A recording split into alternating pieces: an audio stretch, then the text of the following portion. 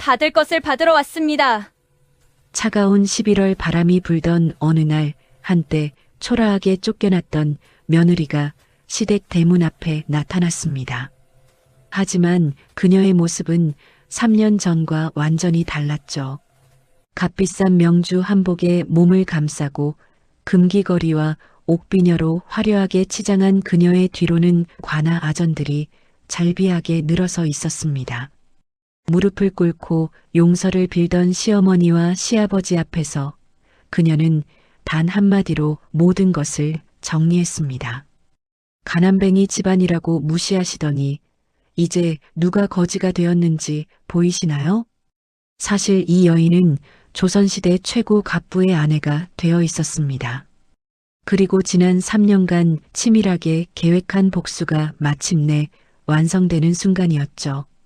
어머님이 제 어머니를 욕하셨던 그 입으로 이제는 국어를 하시겠군요.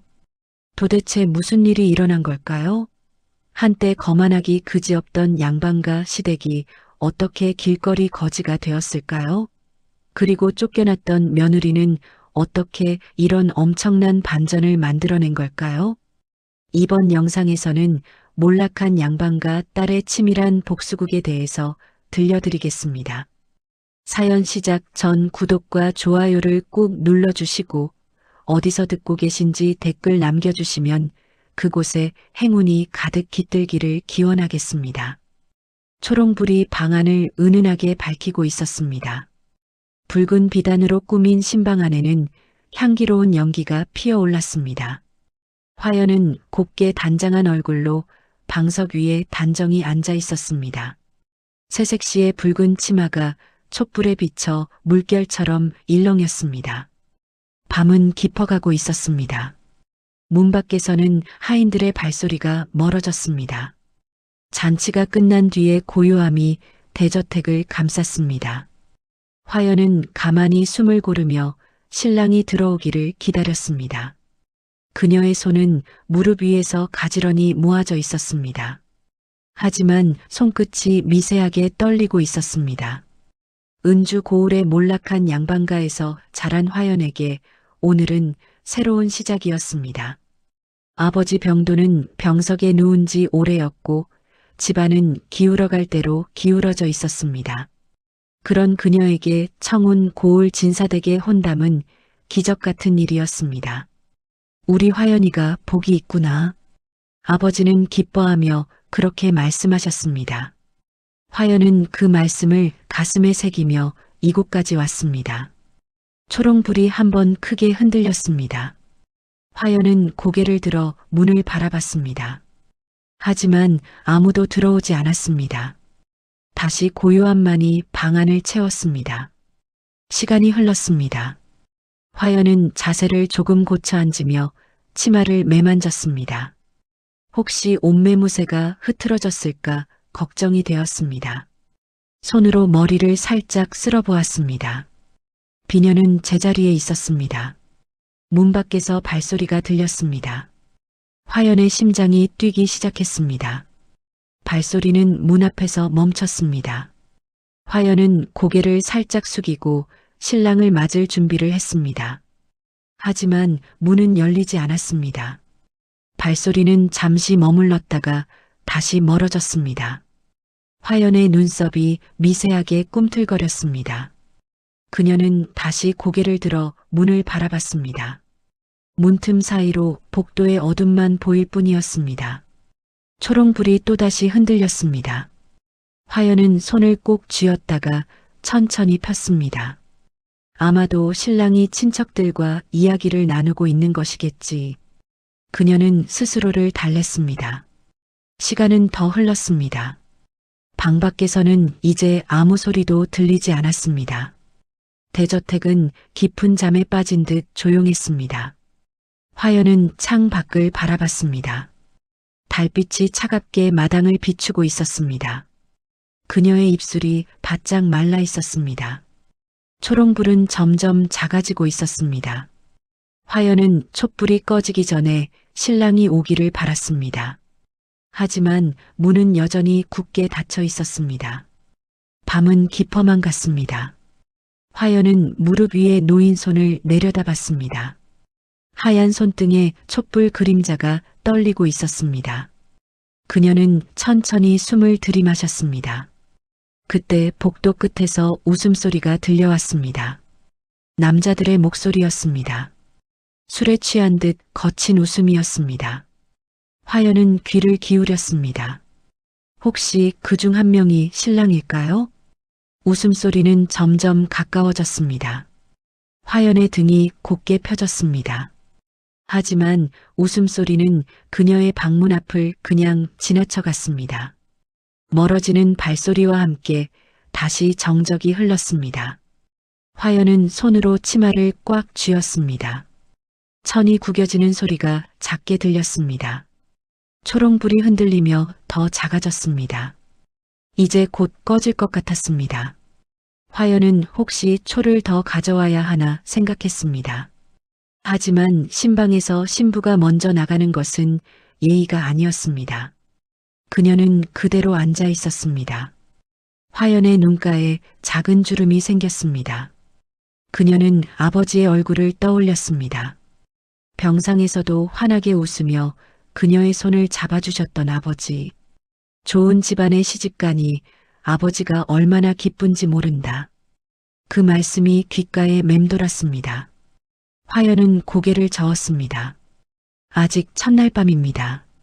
서두를 필요가 없는 것이지요. 그녀는 다시 자세를 바로 하고 앉았습니다. 초롱불이 마지막으로 한번 크게 흔들리더니 꺼졌습니다. 방 안은 어둠에 잠겼습니다. 오직 창문 틈으로 들어오는 달빛만이 화연의 하얀 치마를 희미하게 비쳤습니다. 화연은 어둠 속에서 눈을 감았습니다. 그리고 다시 떴습니다. 문은 여전히 닫혀 있었습니다. 동이 트기 전 화연은 벌써 일어나 단정히 몸단장을 했습니다. 첫 문안을 드리러 가야 했으니까요. 복도를 걸어가는 그녀의 발걸음은 조심스러웠습니다. 마치 얇은 얼음 위를 걷는 것 같았죠. 시어머니 한씨 부인의 방 앞에 서니 진한 용연향 냄새가 코를 찔렀습니다. 화연은 깊이 숨을 들이마시고 문을 두드렸습니다. 어머님, 소부가 문안 올리러 왔나이다. 들어오너라. 문을 열자마자 한씨 부인의 시선이 화연의 머리끝부터 발끝까지 훑쳤습니다. 마치 시장에서 물건값을 매기듯 차갑고 무심한 눈빛이었죠. 어머님, 밤새 안녕히 주무셨나이까? 안녕히 잤다마는. 한씨 부인은 화연의 옷차림을 위아래로 살펴보았습니다. 비록 단정하게 차려입었으나 옷감이 고급스럽지 못한 것이 한눈에 들어왔죠. 그래, 내 친정에서는 아침상을 어찌 차리더냐? 제사상은 제대로 차릴 줄 아느냐? 첫마디부터 날카로운 가시가 돋친 말이었습니다. 화연의 손끝이 미세하게 떨렸죠. 예, 어머님. 비록 소박하였으나 정성을 다하여 배웠나이다. 소박하다고? 소문에 들으니 너희 집안이 내 할아버지 때부터 벼슬 하나 없이 한량으로 살았다던데. 그게 사실이냐? 방 안의 공기가 싸늘하게 얼어붙었습니다. 화연의 얼굴에서 피기가 쑥 빠져나갔죠. 가슴속 깊은 곳에서 무언가가 날카롭게 찔려오는 아픔이 있었습니다. 하지만 그녀는 입술을 꽉 깨물고 참았습니다. 가세가 기울긴 했나이다만 선대의 학덕만큼은 고을에서도 인정받았나이다. 학덕? 학덕으로 밥을 먹고 사냐? 학덕으로 명주 치마를 해입느냐? 역시 가난한 집안 것들은 쓸데없는 옛날 자랑이나 늘어놓는구나. 화연은 아무 말도 할 수 없었습니다. 목구멍에 뭔가 걸린 듯 했죠. 그만 나가거라. 부엌에 가서 아침상 차리는 일이나 거들어라. 그것도 제대로 할 줄은 아는지 모르겠다만.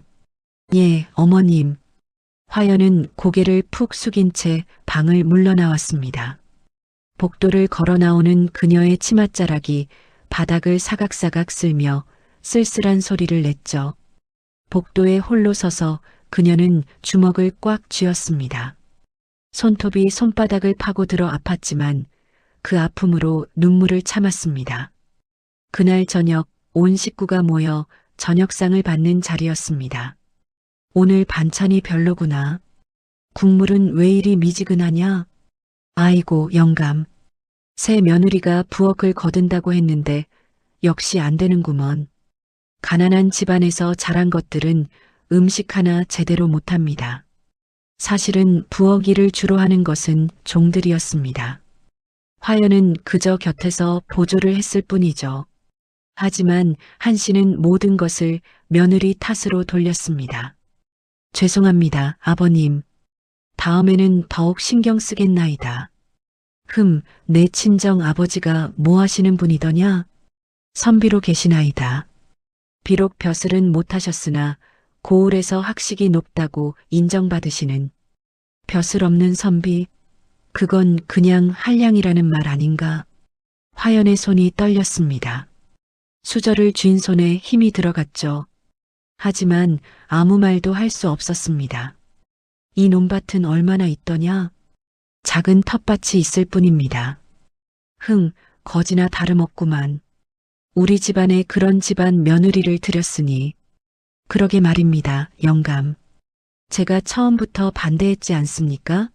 하지만 중매쟁이가 얼마나 말을 곱게 하던지 학식이 높고 얼굴이 곱고 성품이 좋다고 알고 보니 그저 가난한 집 딸일 뿐인데 말입니다.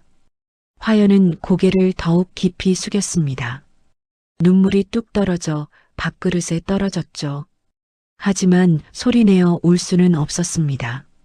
바로 그때 남편 도윤이 입을 열었습니다. 아휴, 시끄럽소. 나는 배가 안 고프니 먼저 나가겠소. 오늘 친구들과 약속이 있어서. 또 어디 나가느냐? 밤마다 밖으로만 도는구나. 아이, 시끄럽다니까요. 남자는 밖에서 교유를 해야 하는 법이요. 도윤은 상을 박차고 일어나 휘청거리며 방을 나가버렸습니다. 문 닫는 소리가 쿵 하고 울렸습니다. 화연은 그저 빈 그릇만 바라보고 있었습니다. 아무것도 먹을 수가 없었죠. 목구멍으로 밥 한 톨 넘어가지 않았습니다. 그렇게 석 달이 흘렀습니다. 화연의 하루하루는 끝없는 고통의 연속이었죠. 아침이면 동이 트기도 전에 일어나 시어머니께 문안을 드려야 했습니다. 그때마다 한씨는 화연의 옷차림, 머리 모양, 걸음걸이, 심지어 숨 쉬는 것까지도 트집을 잡았죠. 낮에는 온갖 집안일을 해야 했습니다.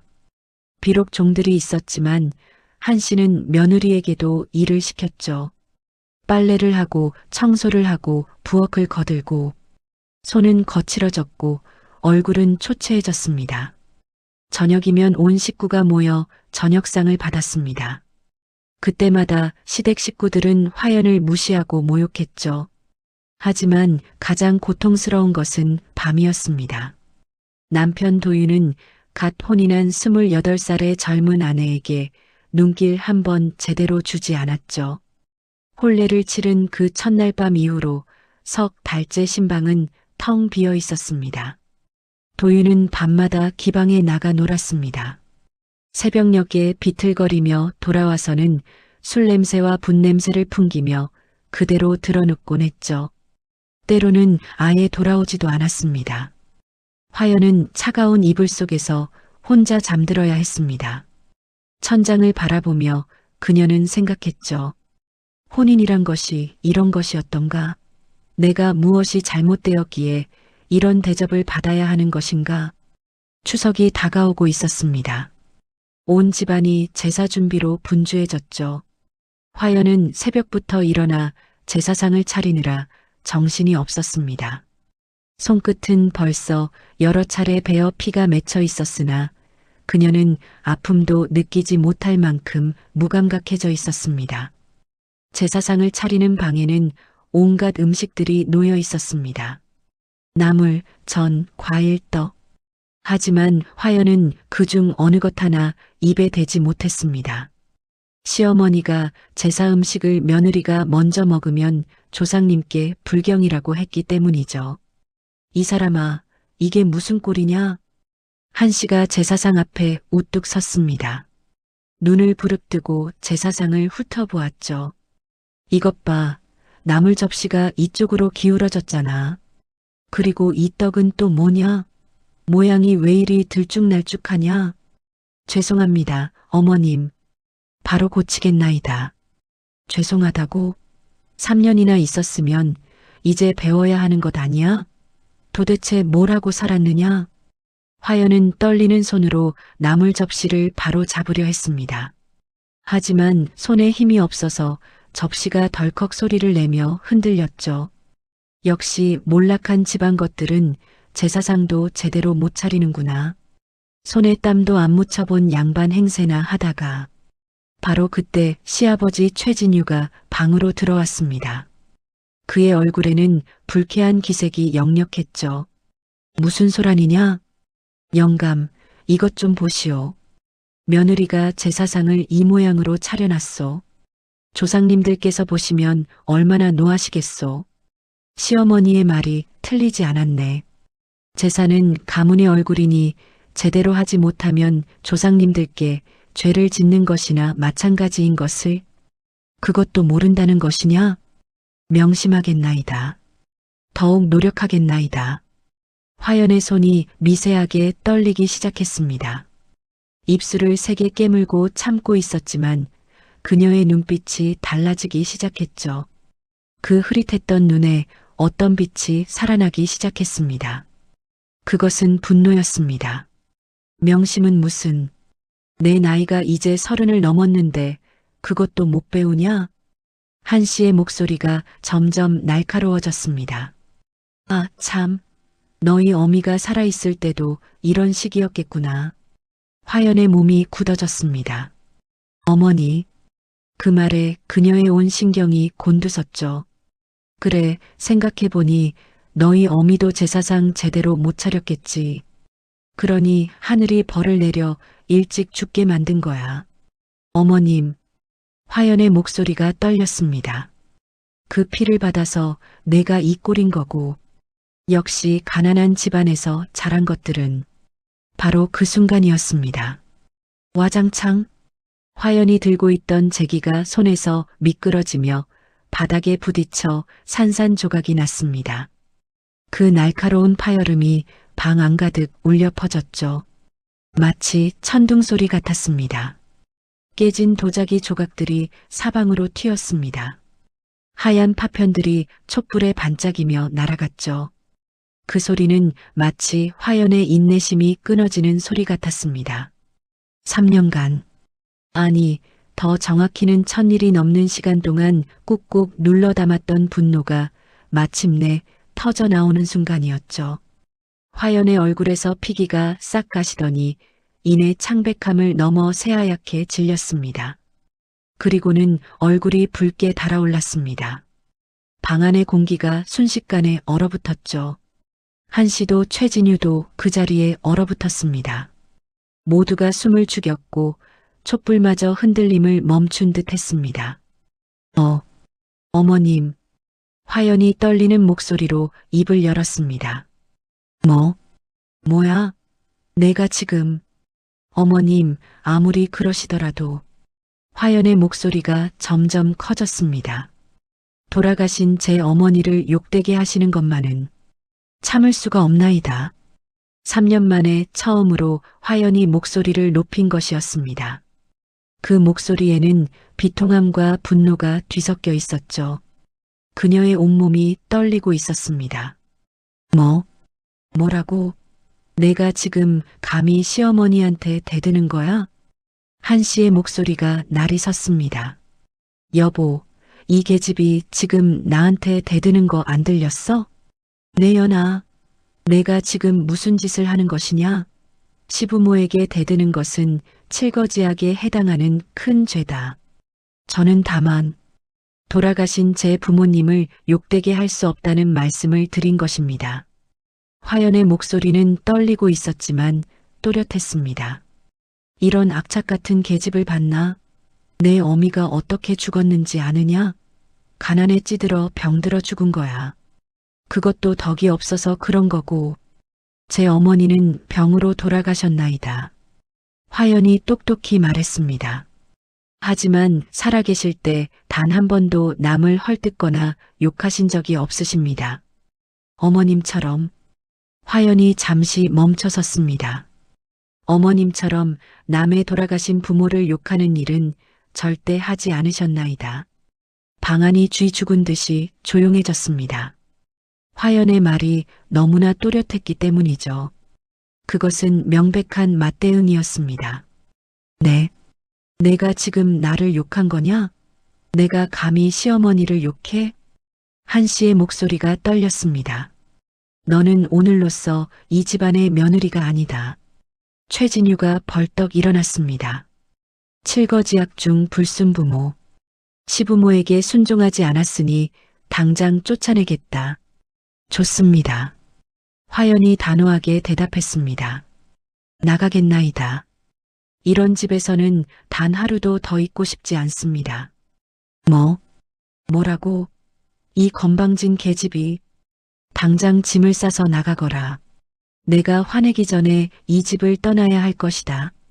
화연은 돌아서서 방을 나갔습니다. 그녀의 발걸음은 떨리고 있었지만 등은 곧게 펴져 있었죠. 그녀는 자신의 방으로 돌아가 작은 보따리를 쌌습니다. 가져온 것이 별로 없었기에 보따리는 금방 쌓였죠. 몇 벌 옷과 어머니의 유품인 비녀 하나. 보따리를 들고 대문으로 향할 때 온 집안 사람들이 나와서 구경하고 있었습니다. 종들도 하인들도 모두 수군거리며 보고 있었죠. 화연은 그들의 시선을 느끼며 대문을 나섰습니다. 하늘에는 먹구름이 잔뜩 끼어 있었고 찬바람이 그녀의 뺨을 때렸죠. 이미 가을이 깊어져 있었습니다. 대문을 나서는 순간 화연은 뒤를 돌아보았습니다. 높은 기와 지붕과 화려한 대문. 그 모든 것이 이제 남의 집이 되었습니다. 그러나 화연의 눈에는 눈물이 없었습니다. 대신 차가운 분노가 서려 있었죠. 언젠가 그녀가 혼잣말처럼 중얼거렸습니다. 언젠가 반드시. 그렇게 화연은 쫓겨났습니다. 초라한 보따리 하나만 들고 친정으로 향했습니다. 길은 멀고 험했죠. 발걸음을 옮길 때마다 마음속에서는 복수의 불꽃이 타오르기 시작했습니다. 해가 저물어갈 무렵 그녀는 겨우 친정 마을에 도착했습니다. 친정집 대문 앞에 도착했을 때는 이미 해가 완전히 저물어 어두워져 있었습니다. 낡은 초가집의 문틈으로 희미한 등불빛이 새어나오고 있었죠.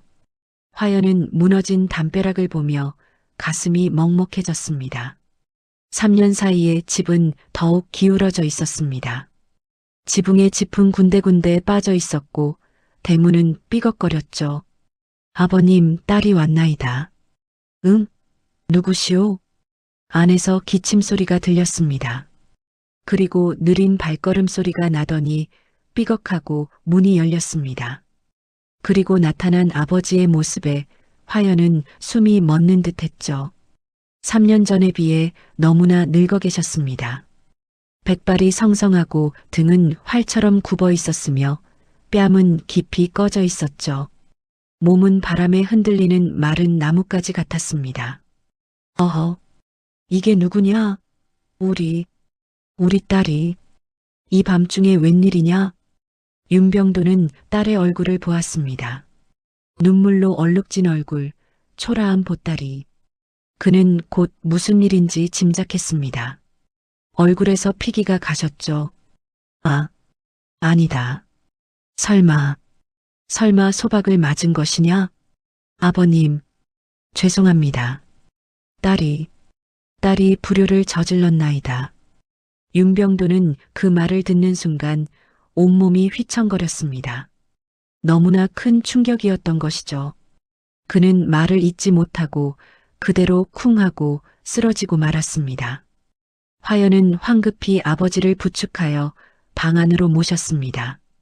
아버지의 몸은 새털처럼 가벼웠고 뼈만 앙상하게 남아 있었죠.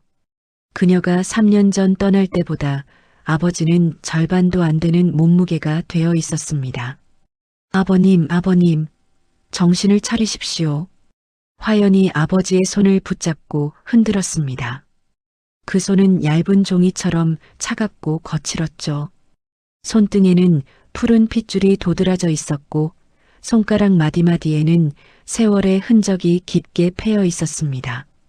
윤병도는 한참 만에 정신을 차렸습니다. 희미한 눈으로 딸을 바라보며 입술을 떨었죠. 우리 딸이 정말 소박을 맞았단 말이냐? 죄송합니다, 아버님. 딸이 불효를 저질렀나이다. 아니다, 아니야. 윤병도가 화연의 손을 꼭 쥐었습니다. 그 손에는 이제 힘이 거의 남아있지 않았죠. 내 잘못이다.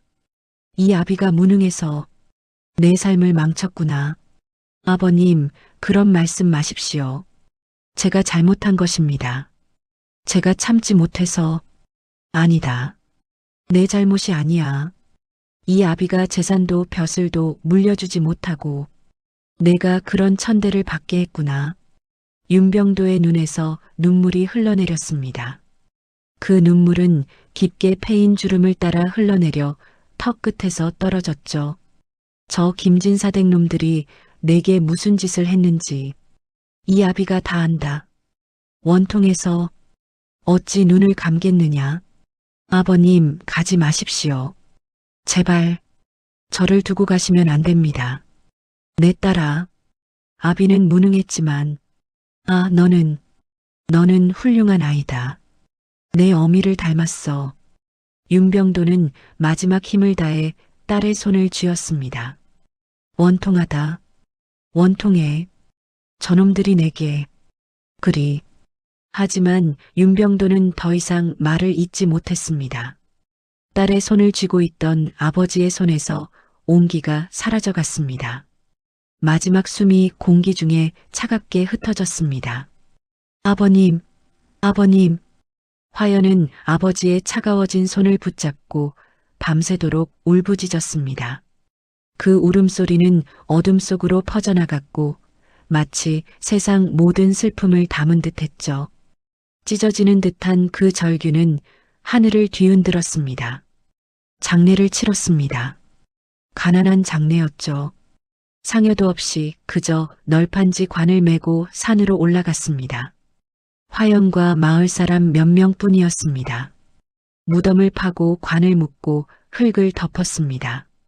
화연은 그 모든 과정을 망연자실한 채 지켜보았죠. 마지막 한 줌의 흙이 무덤 위에 떨어질 때 그녀의 마음속에서도 무언가가 묻혔습니다. 그것은 순종하고 참았던 옛날의 자신이었습니다. 장례를 치른 지 사흘째 되는 날이었습니다. 화연은 아버지의 무덤 앞에 무릎을 꿇고 앉아 있었죠. 가을바람이 쌀쌀하게 불어와 그녀의 머리카락을 휘날렸습니다. 주변에는 아무도 없었습니다. 오직 화연과 아버지의 무덤뿐. 산 너머로는 해가 지고 있었고 하늘은 붉은 빛으로 물들어 있었습니다. 까마귀들이 어디선가 울어댔죠. 화연은 술잔을 따라 무덤 앞에 놓았습니다. 투명한 술이 작은 사발에 찰랑거렸죠. 아버님. 그녀의 목소리는 바람에 실려 퍼져나갔습니다. 이 딸이 맹세하옵니다. 화연의 눈에서는 더 이상 눈물이 흐르지 않았습니다. 대신 그 눈빛은 얼음처럼 차갑고 칼날처럼 날카로웠죠. 아버님의 원한을 딸이 반드시 갚겠나이다. 바람이 더 세게 불어왔습니다. 마른 나뭇잎들이 바스락거리며 무덤 주위를 맴돌았죠. 저 김진사댁의 100배, 1000배로 갚아주겠나이다. 화연의 목소리가 점점 단단해졌습니다. 저들이 저를 천대하고 아버님을 욕하고 우리 가문을 모욕한 것 하나하나 다 기억하고 있나이다. 그녀는 무덤 앞에 흙을 한 줌 집어들었습니다. 그 흙은 아직 축축했고 아버지의 체온이 남아있는 듯했죠. 저들을 반드시 무릎 꿇게 만들겠나이다. 화연이 그 흙을 꽉 쥐자 흙 사이로 진물이 흘러나왔습니다. 마치 무덤이 울고 있는 것 같았죠. 아버님께서 당하신 모든 모욕을, 제가 당한 모든 치욕을 잊지 않겠나이다. 하늘이 점점 어두워졌습니다. 첫 별이 하나둘 나타나기 시작했죠. 화연은 여전히 무덤 앞에 무릎을 꿇고 있었습니다. 그들이 우리를 가난뱅이라 했던 것, 근본 없다고 했던 것, 모두 기억하고 있나이다. 화연의 목소리에 도끼가 서렸습니다. 저들의 교만과 탐욕을 그들 자신이 무너뜨리게 하겠나이다. 달빛이 무덤을 비추기 시작했습니다. 하얀 달빛이 화연의 창백한 얼굴을 더욱 차갑게 만들었죠. 아버님, 저는 이제 달라질 것입니다. 화연이 천천히 일어났습니다. 더 이상 참고 견디기만 하는 여인이 아닙니다. 그녀의 실루엣이 달빛에 길게 드리워졌습니다. 저들이 만든 지옥을 저들 자신이 맛보게 하겠나이다. 화연은 무덤 앞에서 3번 절을 했습니다. 깊고 정중한 절이었죠. 마지막 절을 마치고 일어설 때 그녀의 얼굴에는 이전과는 완전히 다른 표정이 서려 있었습니다. 그것은 복수심이었습니다. 아버님, 편히 잠드십시오. 딸이 모든 것을 해결하겠나이다. 화연은 무덤을 뒤로 한 채 산을 내려왔습니다. 그녀의 발걸음은 확신에 차 있었죠. 더 이상 주저하지 않는 발걸음이었습니다. 산 아래 마을의 등불들이 하나둘 켜지고 있었습니다. 평범한 사람들의 평범한 하루가 끝나가고 있었죠. 하지만 화연에게는 새로운 하루가 시작되고 있었습니다. 복수의 하루가 말입니다. 화연은 친정집으로 돌아와 밤새 생각했습니다.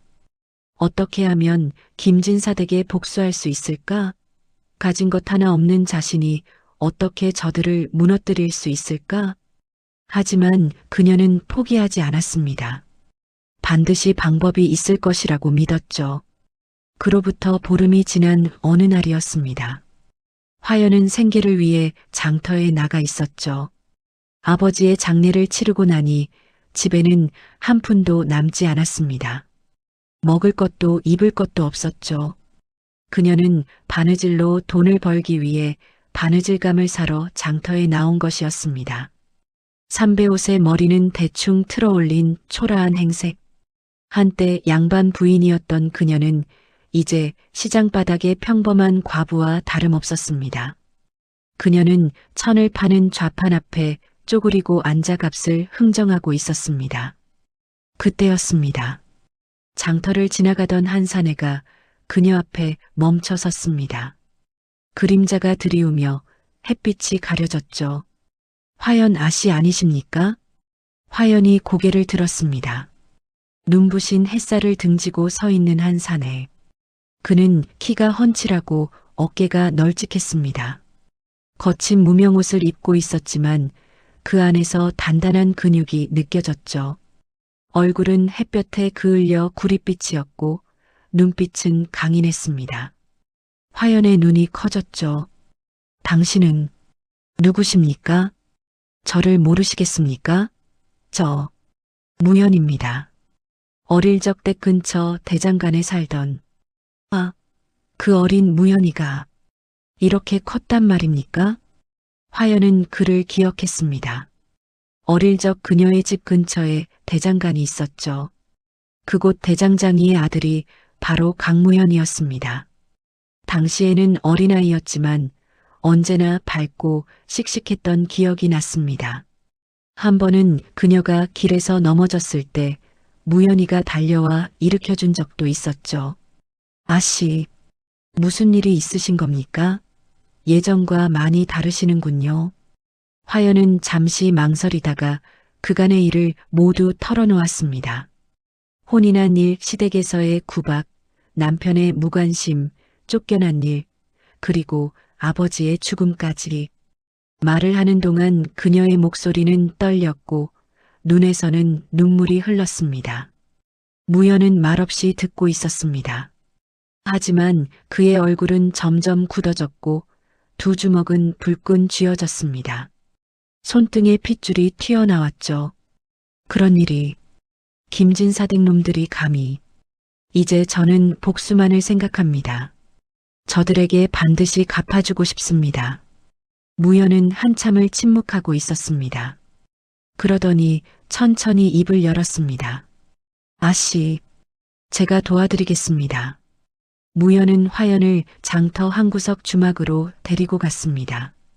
그리고 막걸리와 전을 시켰죠. 주막 안은 어둑했지만 따뜻했습니다. 오랜만에 화연은 제대로 된 음식 냄새를 맡았습니다. 드시면서 말씀하십시오. 무슨 일이 있었는지. 무연의 목소리는 낮았지만 따뜻했습니다. 화연은 잠시 망설이다가 그간의 일을 모두 털어놓기 시작했습니다. 혼인한 일, 시댁에서의 구박, 남편의 무관심, 쫓겨난 일, 그리고 아버지의 죽음까지. 말을 하는 동안 그녀의 목소리는 떨렸고 눈에서는 눈물이 흘렀습니다. 무연은 말없이 듣고 있었습니다. 하지만 그의 얼굴은 점점 굳어졌고 두 주먹은 불끈 쥐어졌습니다. 손등에 핏줄이 튀어나왔죠. 그런 일이. 김진사댁 놈들이 감히. 무연이 이를 갈았습니다. 이제 저는 복수만을 생각합니다. 저들에게 반드시 갚아주고 싶습니다. 무연은 한참을 침묵하고 있었습니다. 그러더니 천천히 입을 열었습니다. 아씨, 제가 도와드리겠습니다. 네, 도와준다니. 무슨 말씀이십니까? 저와 혼인하십시오. 화연의 눈이 더욱 커졌습니다. 혼인이라니. 그게 무슨 뜻인지 이해할 수 없었죠. 혼인이라니. 무연 씨, 그게 무슨 말씀이십니까? 아씨, 저는 비록 천민 출신이지만 지금은 돈이 좀 있습니다. 무연은 천천히 자신의 이야기를 꺼냈습니다. 그는 어릴 적부터 장사 수완이 뛰어났다고 합니다. 대장간 일을 도우며 철물을 팔기 시작했고 그것이 점점 커져서 이제는 전국 각지에 상단을 두고 있다고 했죠. 저는 지금 전국 여러 고을에 장사를 하고 있습니다. 철물, 포목, 곡식? 돈은 꽤 있는 편이지요. 하지만 저는 천민입니다. 아무리 돈이 많아도 양반들은 저를 깔보지요. 상놈, 천민, 그런 소리를 듣습니다. 무연의 눈빛이 진지해졌습니다. 저는 그게 분했습니다. 아씨의 지혜와 학식을 제게 빌려주십시오. 그러면 저는 아씨의 복수를 도와드리겠습니다. 제 재력으로 김진사댁을 무너뜨리는데 도움이 될 수 있을 것입니다. 하지만 저는 이미 소박 맞은 몸입니다. 그런 제가 괜찮습니다. 저는 어릴 적부터 아씨를 좋아했습니다. 비록 신분이 달라 감히 입 밖에 내지 못했지만 아씨가 혼인한다는 소식을 들었을 때 제 가슴이 찢어지는 줄 알았습니다. 화연은 놀라 무연을 바라보았습니다. 아씨, 저와 혼인하십시오. 제 비록 배운 것은 짧으나 사람 보는 눈은 있습니다. 아씨의 그 서리빨 같은 눈빛, 그 안에 담긴 복수심을 제가 풀어드리겠습니다. 화연은 잠시 침묵했습니다. 그녀의 머릿속에서 수많은 생각이 오갔죠. 양반가의 여인이 천민과 혼인한다. 그것은 자존심을 완전히 내려놓는 일이었습니다. 하지만 복수를 위해서라면 무연 씨, 한 가지 묻겠습니다. 무엇이든 물으십시오.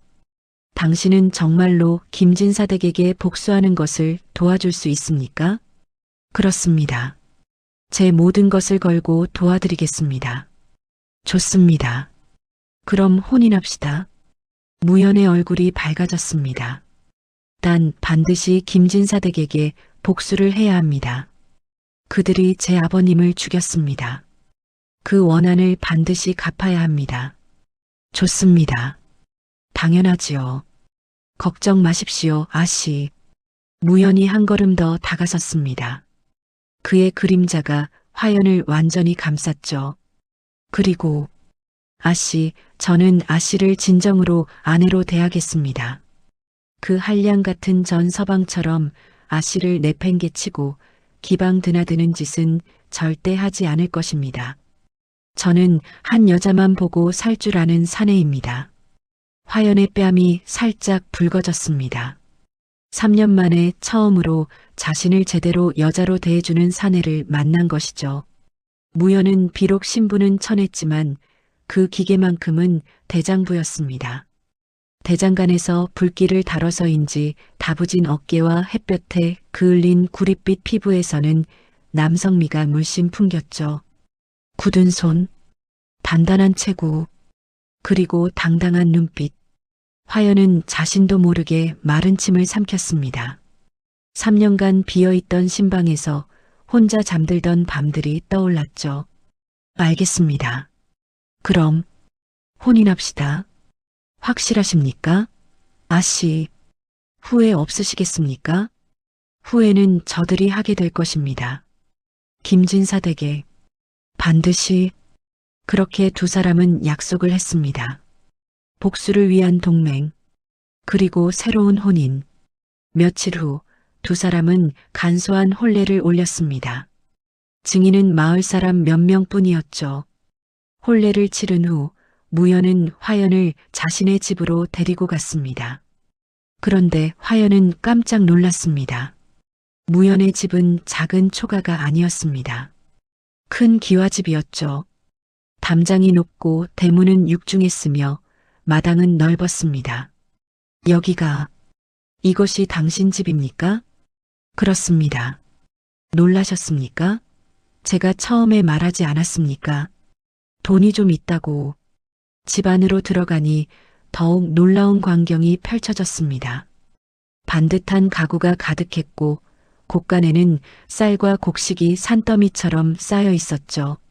종들도 여럿 있었습니다. 무연 씨, 당신은 도대체... 아씨, 사실을 말씀드리겠습니다. 저는 전국 각지에 상점을 두고 있는 거상입니다. 철물, 포목, 곡식, 심지어 소금까지 여러 가지를 취급하고 있습니다. 그럼 당신은 재산이 김진사보다 훨씬, 어쩌면 10배는 더 될 것입니다. 화연은 할 말을 잃었습니다. 이것은 생각보다 훨씬 큰 기회였습니다. 아씨, 이제 복수를 시작합시다. 아씨의 지혜와 제 재력을 합치면 김진사 댁을 무너뜨리는 것은 어렵지 않을 것입니다. 좋습니다. 계획을 짭시다. 그날 밤 두 사람은 밀실에서 복수의 계획을 논의했습니다. 촛불이 타오르는 방 안에서 화연과 무연은 마주 앉아 있었죠. 무연 씨, 먼저 김진사 댁의 재정 상황부터 알아봐야 합니다. 그들의 약점을 찾아야 하니까요. 이미 알아보았습니다. 제 사람들을 보내 조사했지요. 그래서 김진사 댁은 겉으로는 화려하나 속은 빈 껍데기입니다. 빚이 이미 꽤 있더군요. 그리고 그 아들놈 도윤은 날마다 기방에서 돈을 물쓰듯 한다고 합니다. 그렇다면 더 쉽겠군요. 탐욕스러운 자들은 돈만 보면 정신을 못 차리는 법이지요. 화연의 눈에 차가운 빛이 번뜩였습니다. 그래서 말인데 제가 도윤에게 돈을 빌려주는 게 어떻겠습니까? 놈은 돈만 보면 눈이 먼 놈이니 좋은 생각입니다. 그리고 또 하나, 김진사가 탐내는 땅이 있습니다. 북쪽 들판의 비옥한 논말입니다. 그것을 우리가 먼저 사두는 것입니다. 역시 아씨는 머리가 좋으십니다. 그렇게 하겠습니다. 그리고 김진사가 투자하려는 땅들에 대해 좋지 않은 소문을 퍼뜨립니다. 그러면 땅값이 떨어질 것이고 김진사는 큰 손해를 보게 될 것입니다. 그것도 좋습니다. 제 사람들을 시켜 소문을 퍼뜨리겠습니다. 그렇게 김진사 댁이 빚에 허덕이게 만들고 결국에는 모든 것을 잃게 만드는 것입니다. 두 사람은 밤새도록 계획을 짰습니다. 마치 거미가 거미줄을 치듯 화연은 치밀하게 계획을 짜나갔죠. 하지만 그날 밤 더 중요한 일이 있었습니다.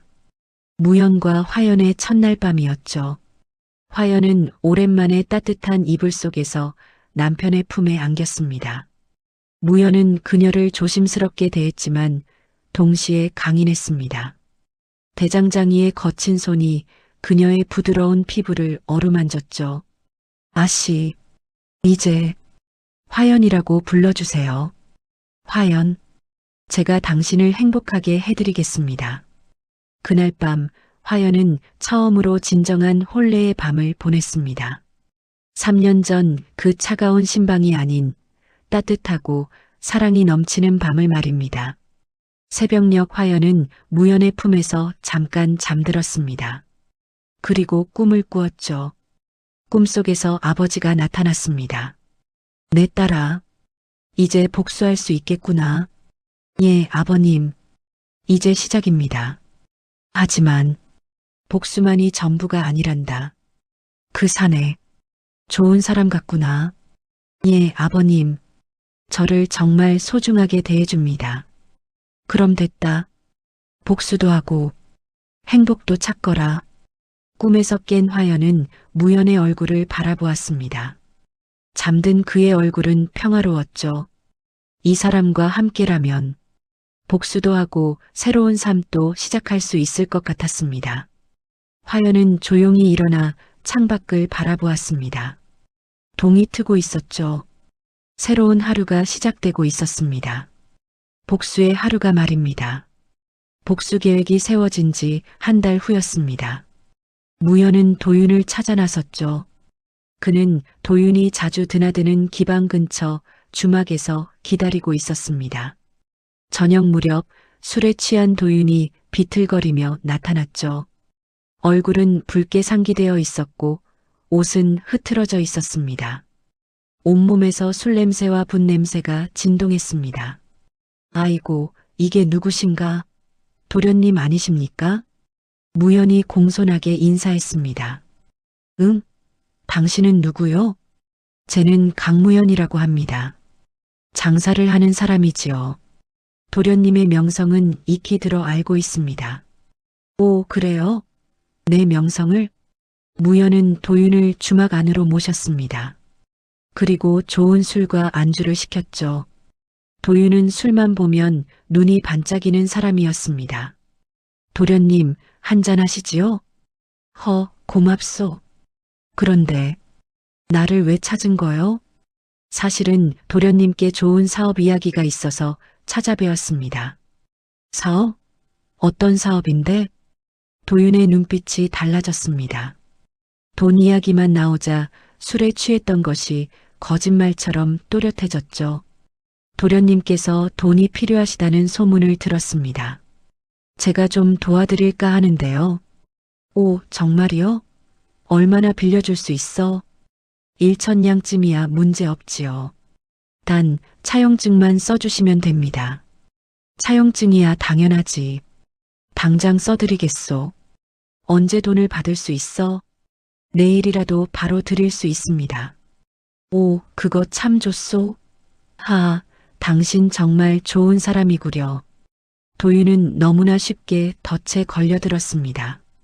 마치 배고픈 물고기가 미끼를 물듯이 그는 단 한치의 의심도 없이 차용증에 도장을 찍었죠.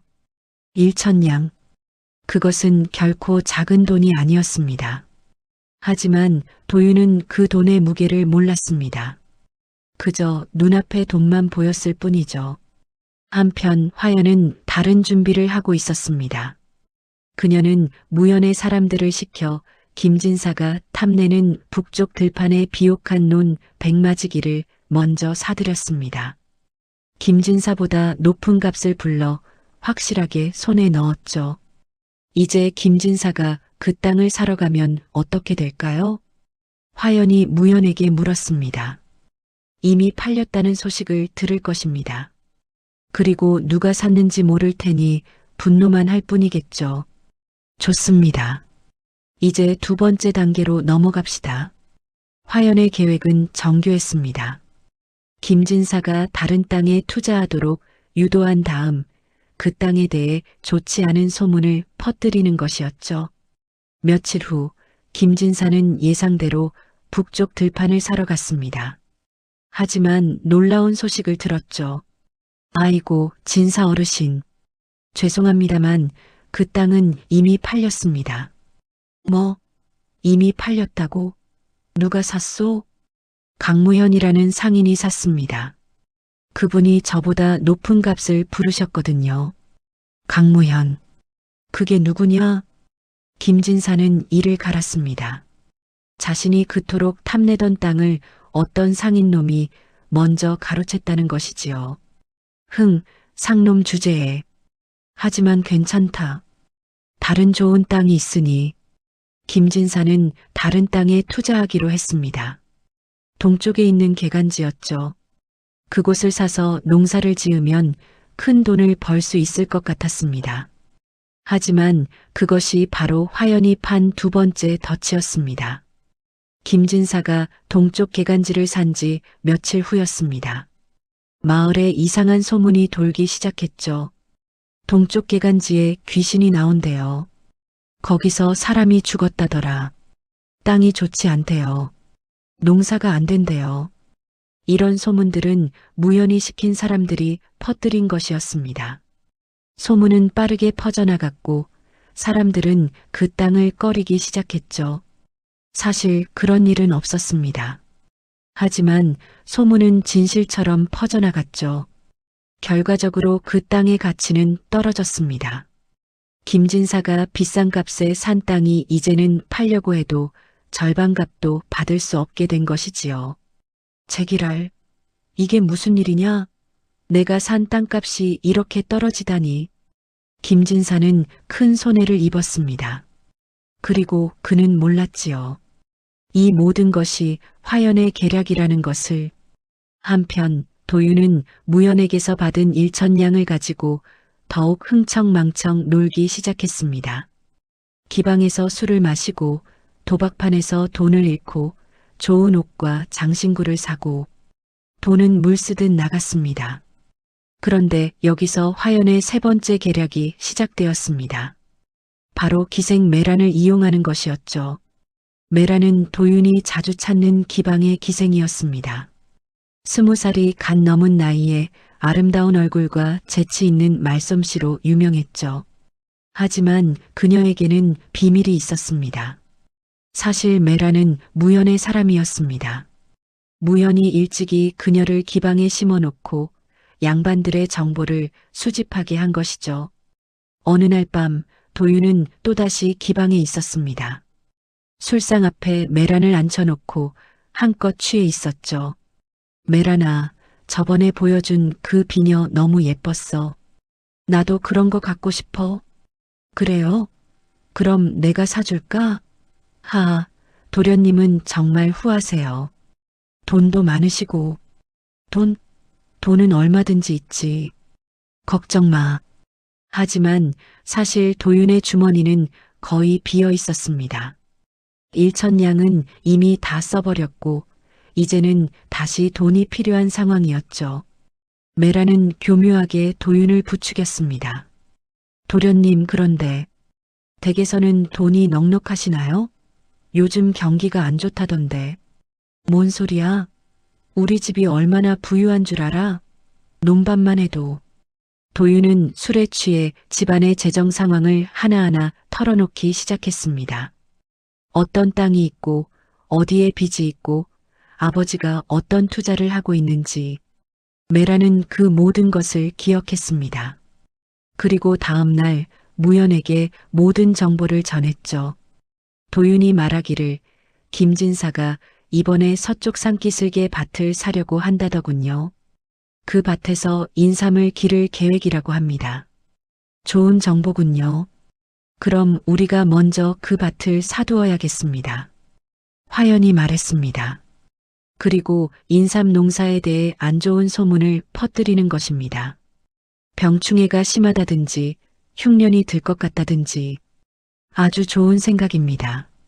무연히 고개를 끄덕였습니다. 그리고 메란에게 시켜서 도윤으로부터 더 많은 정보를 빼내도록 합시다. 그 바보는 술만 마시면 입을 못 다물거든요. 며칠 후 도윤은 또다시 무연을 찾아갔습니다. 돈이 떨어졌기 때문이죠. 무연 씨, 미안하오만 돈을 좀 더 빌릴 수 있겠어? 아이고, 도련님.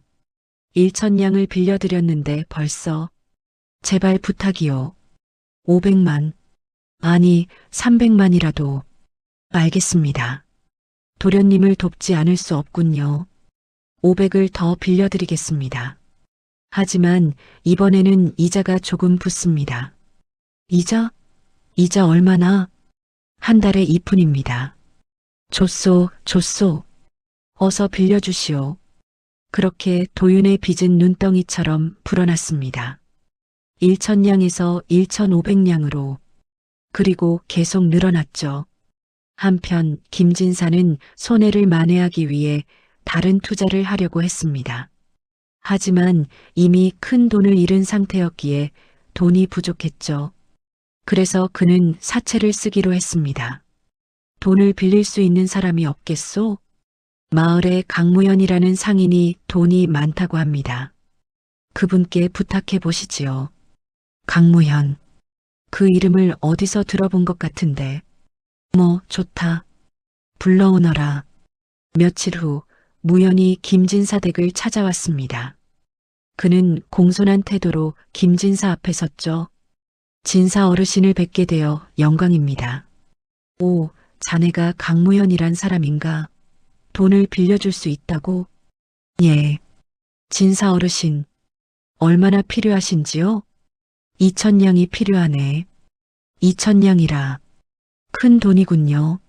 하지만 진사 어르신이시니 믿고 빌려드리겠습니다. 단 담보가 필요합니다. 담보? 무엇을 원하나? 땅 문서를 담보로 주십시오. 그러면 2천냥을 빌려드리겠습니다. 좋네. 그렇게 하지.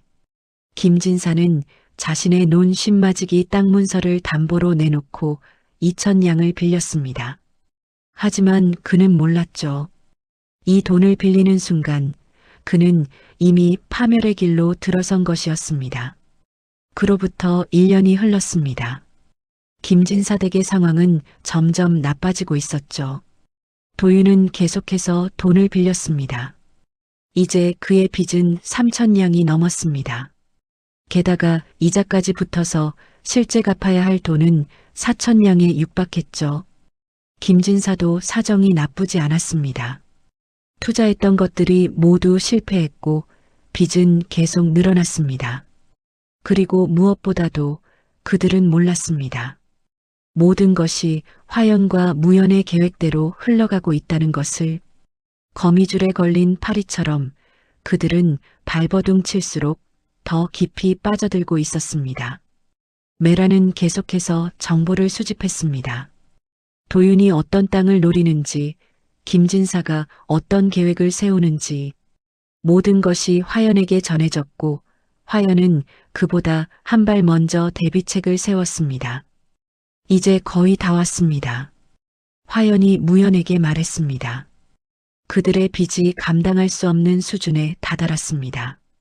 이제 마지막 단계만 남았군요. 그 마지막 단계란 그들 스스로 무너지게 하는 것입니다. 더 이상 버틸 수 없는 상황이 되면 그들은 스스로 항복할 것입니다. 화연의 눈에는 차가운 만족감이 번뜩였습니다. 복수가 거의 완성되어 가고 있었습니다. 그로부터 석 달이 더 지났습니다. 김진사 댁의 상황은 벼랑 끝에 몰려 있었죠. 부자와 아들의 빚을 합치면 6천냥이 넘었고 이자까지 더하면 8천냥에 육박했습니다. 도저히 감당할 수 없는 금액이었죠. 그런 어느 날 아침이었습니다. 김진사 댁에서 이상한 일이 벌어졌습니다. 한씨 부인이 아침상을 받던 중 갑자기 얼굴이 파랗게 질리며 쓰러진 것이었습니다. 어머니, 어머니. 도윤이 황급히 달려가 한씨를 부축했습니다. 으악. 한씨는 배를 움켜쥐고 고통스러워했습니다. 얼굴은 새파랗게 질렸고 입에서는 거품이 일기 시작했죠. 의원을 불러라. 어서.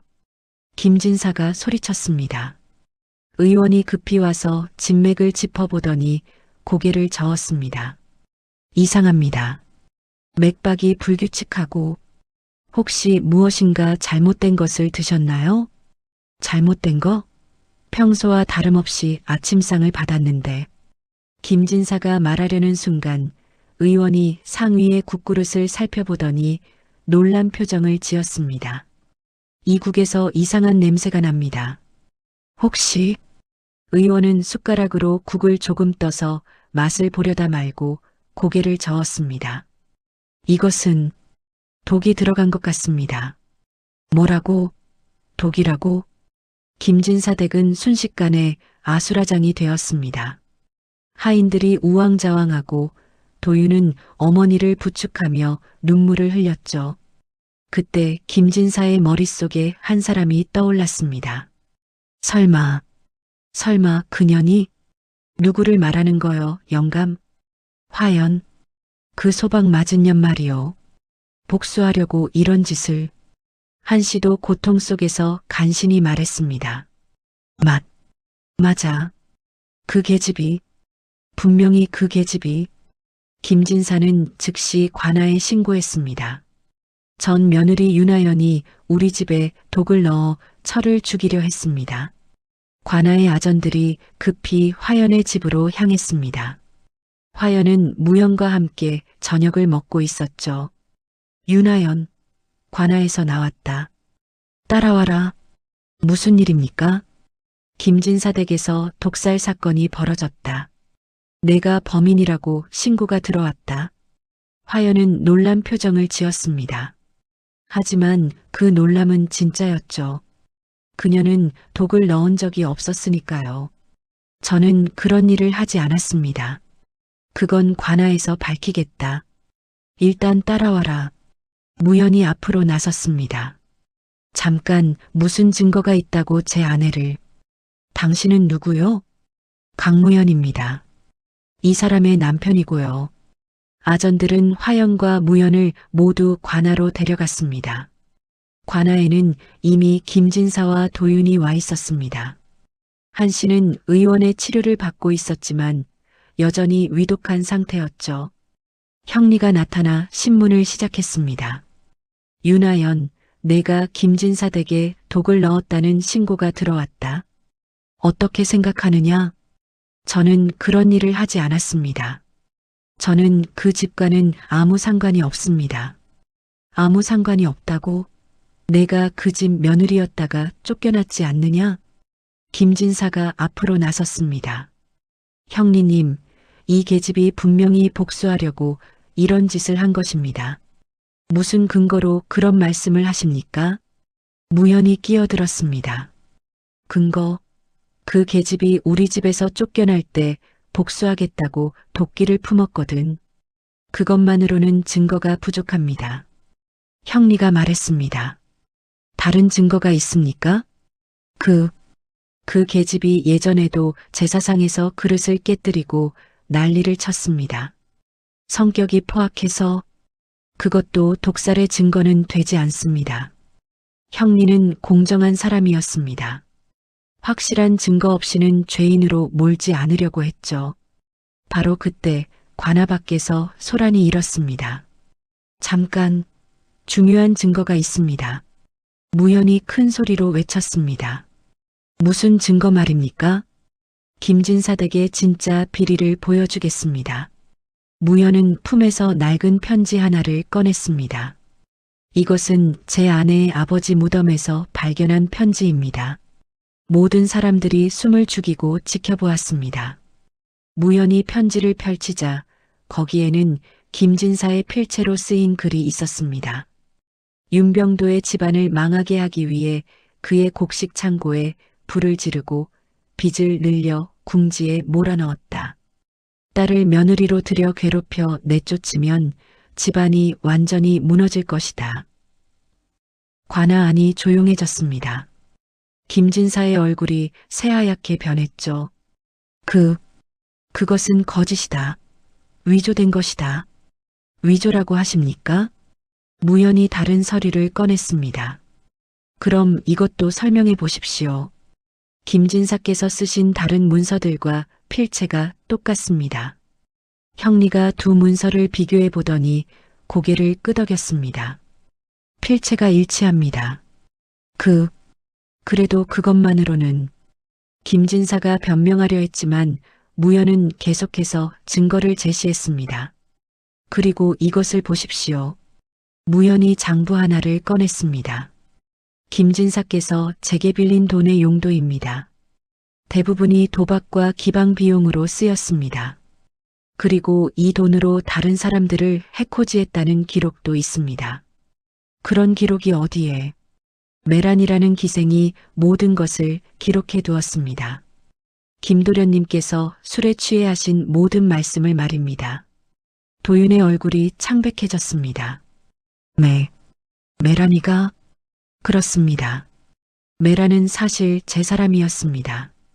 김진사 댁의 비리를 조사하기 위해 보낸 것이지요. 관아 안이 다시 한번 술렁였습니다. 그리고 마지막으로 무연히 또 다른 증거를 꺼냈습니다. 오늘 아침 독살 사건의 진짜 범인을 알 수 있는 증거입니다. 뭐라고? 김진사가 소리쳤습니다. 사실은 한씨 부인께서 드신 것은 독이 아니었습니다. 그럼 뭐란 말이냐? 곰팡이가 핀 곡식으로 만든 국이었습니다. 김진사 댁에서 돈이 없어 상한 곡식을 드신 것이죠. 의원이 고개를 끄덕였습니다. 그럴 수도 있겠군요. 증상이 독과 비슷합니다. 그렇다면 왜 우리 집에? 김진사가 말하려다 말고 입을 다물었습니다.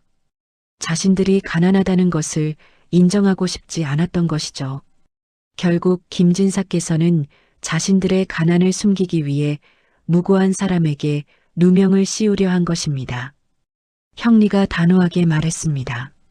김진사, 내가 한 일들이 모두 드러났다. 남의 집안을 의도적으로 망하게 하고 무고한 사람에게 누명을 씌우려 했다. 이는 중죄다.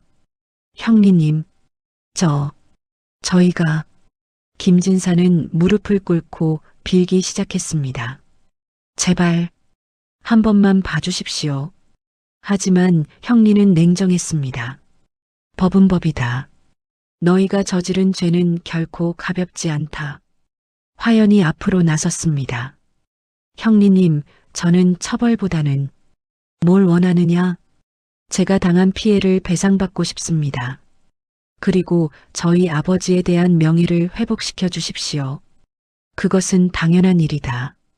형리가 고개를 끄덕였습니다. 김진사, 내가 윤병도에게 끼친 피해를 모두 배상하라. 그리고 앞으로 그들 모녀에게 접근하지 말라. 알겠습니다.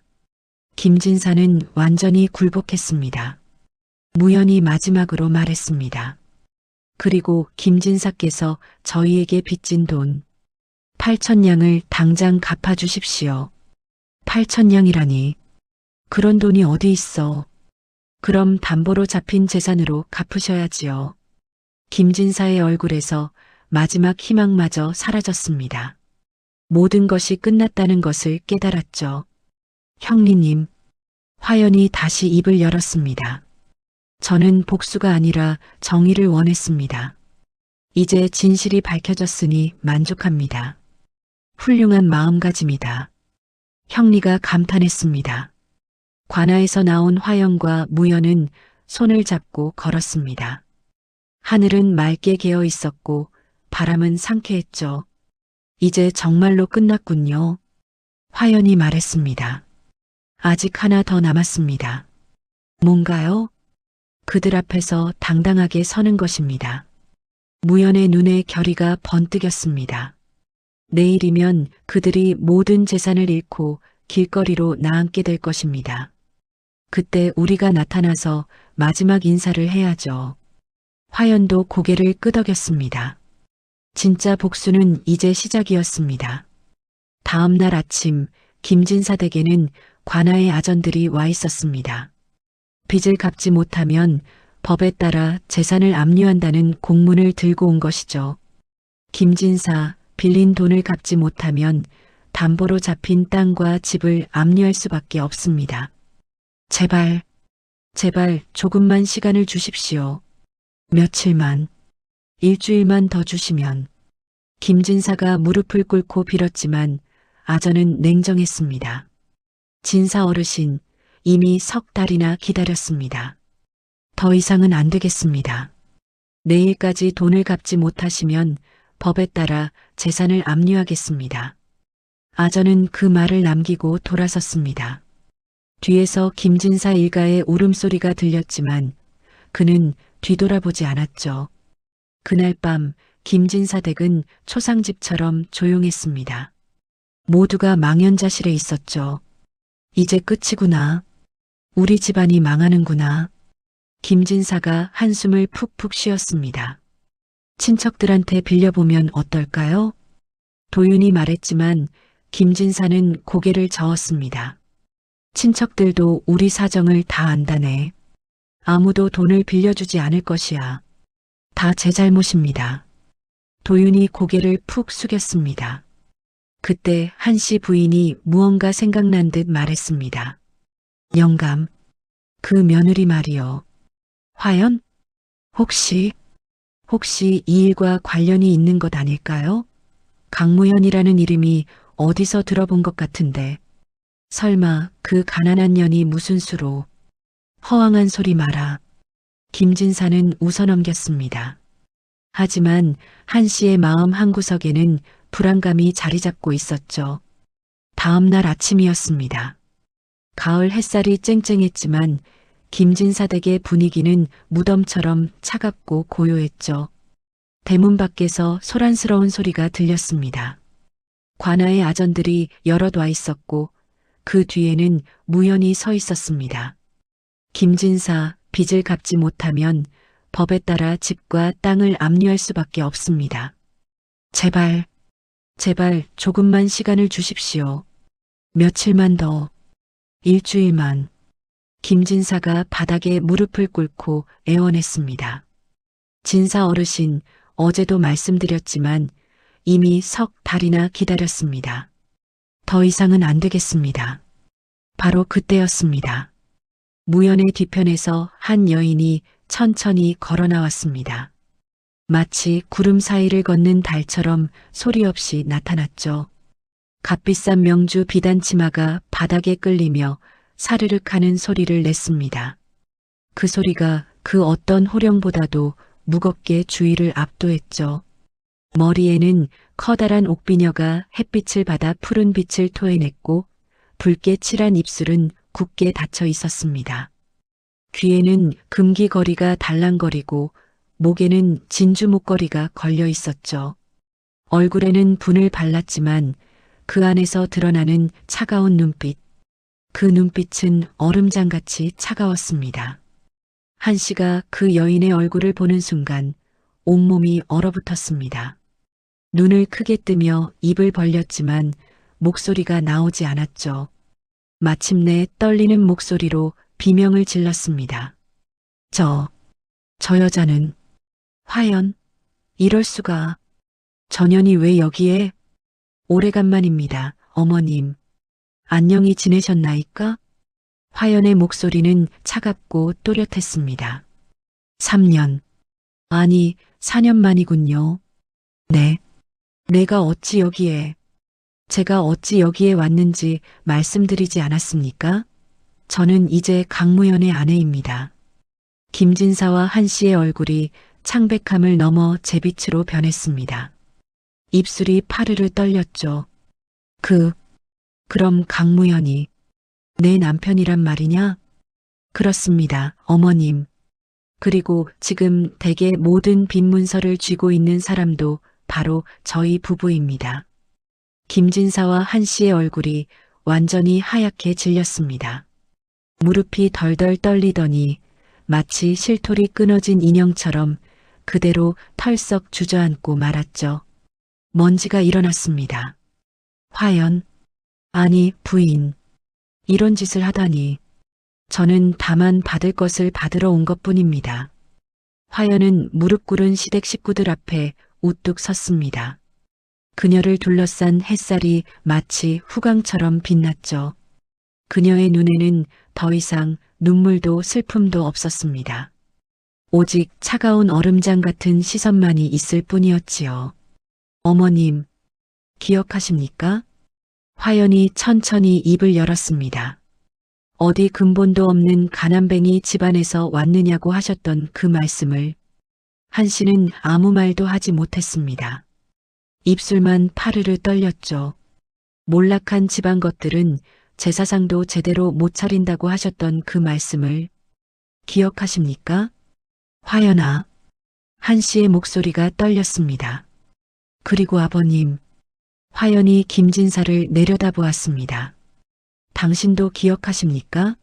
벼슬 없는 선비는 그냥 백수라고 하셨던 그 말씀을, 거지나 다름없다고 하셨던 그 말씀을, 제 아버님을 그렇게 모욕하셨던 것을 기억하십니까? 며느리야. 아니, 부인. 우리가 잘못했소. 잘못했다고요. 김진사가 비로소 입을 열었습니다. 지금 와서 잘못했다고요? 화연의 목소리가 떨렸습니다. 분노가 목소리에 가득 담겨 있었죠. 제 아버님께서 충격으로 쓰러지셨을 때, 그때 어머님은 어디 계셨습니까? 제가 쫓겨나 오갈 데 없이 떠돌 때, 그때 당신들은 어디 계셨습니까? 미안하다. 제발 용서해다오. 우리가 잘못했다.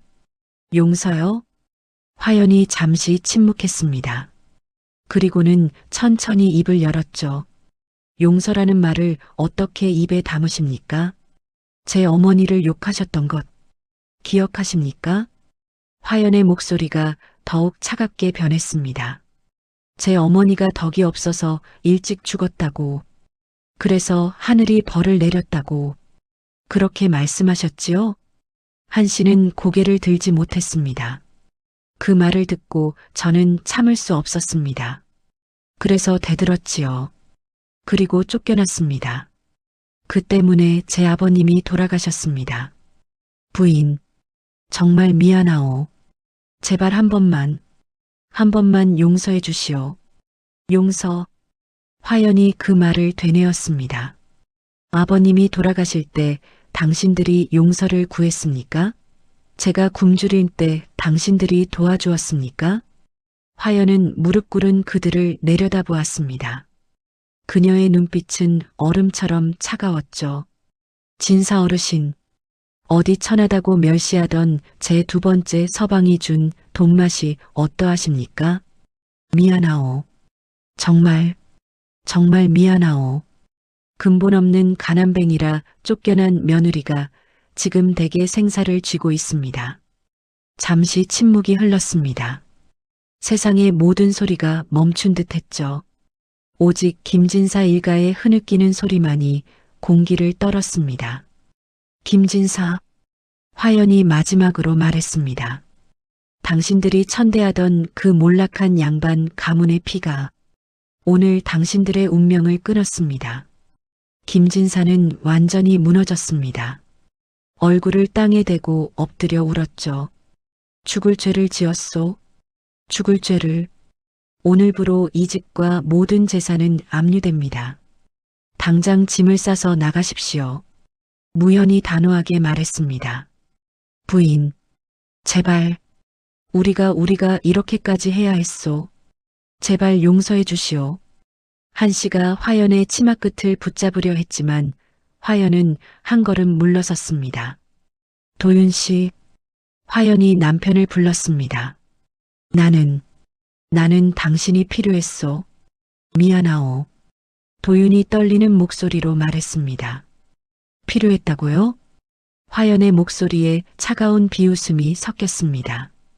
3년간 신방에 한 번도 오지 않으시던 분이, 밤마다 기방에서 노시던 분이, 도윤은 아무 말도 하지 못했습니다. 서방님, 화연이 무연을 불렀습니다. 가시지요. 더러운 것들에 눈길 줄 필요 없습니다. 그러시지요, 부인. 화연은 뒤도 돌아보지 않고 그 자리를 떠났습니다. 명주 치마가 사르륵 소리를 내며 지나갔죠. 뒤에서 울부짖는 소리가 들렸지만 그녀의 발걸음은 조금도 흔들리지 않았습니다. 그녀의 등은 곧게 펴져 있었고 그 모습은 마치 전쟁에서 승리하고 돌아온 장군 같았습니다. 그로부터 며칠 후 김진사 일가는 집에서 쫓겨났습니다. 관아의 아전들이 와서 모든 재산을 압류했죠. 집도 땅도 가구도 심지어 옷가지까지 모든 것을 빼앗겼습니다. 그들에게 남은 것은 몸에 걸친 누더기뿐이었죠. 김진사 일가는 길거리로 나앉았습니다. 한때 높은 양반이라며 거들먹거리던 그들은 이제 동량으로 연명하는 신세가 되었죠. 길거리에서 추운 겨울바람을 맞으며 그들은 구걸을 했습니다. 하지만 사람들은 그들을 외면했습니다. 그들이 얼마나 교만했는지, 얼마나 다른 사람들을 깔보았는지 마을 사람들은 모두 알고 있었기 때문이죠. 겨울이 왔습니다. 추운 날씨에 김진사는 병들어 쓰러졌습니다. 치료도 받지 못하고 제대로 먹지도 못해서 결국 그의 겨울을 넘기지 못하고 세상을 떠났죠. 한씨도 남편이 죽고 얼마 안 돼 세상을 떠났습니다. 추위와 굶주림 그리고 슬픔을 이기지 못한 것이었습니다. 도윤은 살아남았습니다. 하지만 그의 삶은 비참했죠. 그는 다시 장가를 들었습니다. 하지만 새 부인은 과부 출신으로 그녀도 가난했죠. 게다가 그녀는 도윤을 깔보고 구박했습니다. 도윤은 날품팔이로 연명했습니다. 한때 양반 도련님이었던 그가 이제는 막노동을 하며 사는 신세가 된 것이지요. 한편 화연과 무연은 어떻게 되었을까요? 두 사람은 더욱 불을 불려나갔습니다. 김진사 댁에서 빼앗은 재산과 땅을 잘 관리하여 그들의 재산은 배로 불어났죠. 하지만 화연은 그 부를 오직 자신을 위해서만 쓰지 않았습니다. 어느 날 화연은 마을 광장에 사람들을 모았습니다. 그리고 놀라운 말을 했죠. 오늘부터 가난한 백성들을 위한 시주방을 엽니다. 배고픈 사람은 누구나 와서 밥을 먹을 수 있습니다. 정말입니까? 그렇습니다. 그리고 소방 맞은 여인들, 과부가 된 여인들, 억울하게 쫓겨난 여인들을 도울 것입니다. 그들에게 일자리를 주고 집을 마련해 줄 것입니다. 마을 사람들은 감격했습니다. 그렇게 화연은 선행을 베풀기 시작했죠. 가난한 사람들에게 쌀을 나눠주고 병든 사람들을 치료해주고 집 없는 사람들에게 집을 지어주었습니다. 마을 사람들은 화연을 칭송했습니다. 저 부인은 정말 훌륭하십니다. 복수를 했으면서도 남을 도우시는구나. 역시 선비 집안에서 자란 분은 다르십니다. 그로부터 몇 해가 흘렀습니다. 어느 가을날 화연은 아버지의 무덤을 찾아갔습니다. 무덤은 깨끗하게 관리되어 있었죠. 화연이 매달 사람을 보내 돌보게 했기 때문입니다. 화연은 무덤 앞에 무릎을 꿇고 앉았습니다. 그녀는 술잔을 따라 무덤 앞에 놓았죠. 아버님, 원수를 갚았습니다. 바람이 불어와 낙엽을 날렸고 그 낙엽은 무덤 위에 사뿐히 내려앉았습니다. 김진사 댁은 모든 것을 잃고 망했습니다. 그들은 거리로 나앉아 비참한 최후를 맞이했습니다. 아버님, 이제 편히 잠드십시오. 화연의 얼굴에는 마침내 평화로운 미소가 걸렸습니다. 그리고 아버님, 저는 이제 행복합니다. 무연 씨는 저를 진정으로 아껴주는 사람입니다. 천민 출신이지만 그는 어떤 양반보다도 훌륭한 사람입니다. 바람이 다시 한번 불어왔습니다. 화연은 천천히 일어나 무덤에 3번 절을 했습니다. 그리고는 무덤을 뒤로 한 채 산을 내려왔습니다. 그녀의 발걸음은 가벼웠죠. 산 아래에서는 무연이 기다리고 있었습니다. 그는 화연을 보자 미소를 지었죠. 다녀오셨소, 부인. 예. 아버님께 인사드리고 왔습니다. 이제 모든 것이 끝났소. 부인도 이제 마음 편히 사십시오. 무연 씨, 고맙습니다.